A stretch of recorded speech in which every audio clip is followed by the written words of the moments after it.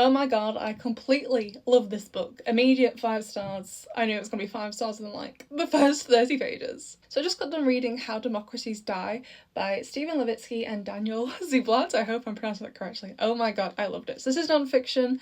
I don't read a ton of non-fiction. I am very picky when it comes to non-fiction. With fiction, I'll pretty much read anything. But when it comes to non-fiction, I'm like, it has to be a topic I'm already interested in or I'm interested more in learning about. And I am very, very interested in politics. And basically, this book was written, ironically, by 2 Harvard professors.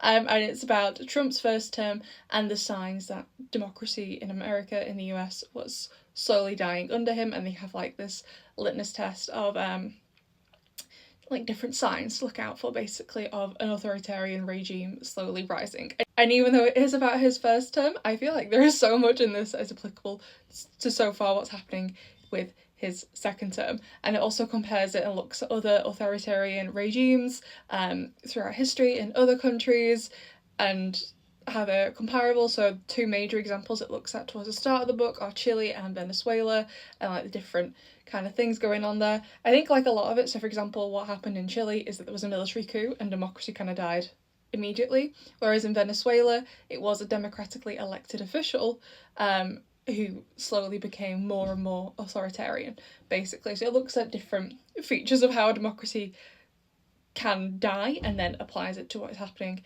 in the US. So like I said, it's about Trump's first term, not his second term, obviously, since it's still ongoing, but I definitely feel like a lot of it is applicable. And it was just so interesting. And my absolute favourite part of the book was at the end of the introduction. So it says, "History doesn't repeat itself, but it rhymes. The promise of history and the hope of this book is that we can find the rhymes before it is too late." So it's not actually that long of a book. It's only 233 pages. So even though I've finished reading it, I'm not finished with the book, because in the back, in the endnotes, they have all the references. So I'm definitely not gonna look into all of them, but definitely in the sections I was the most interested in, I definitely want to take a look. So I finished reading it, but I'm not finished with the book, if you get what I mean.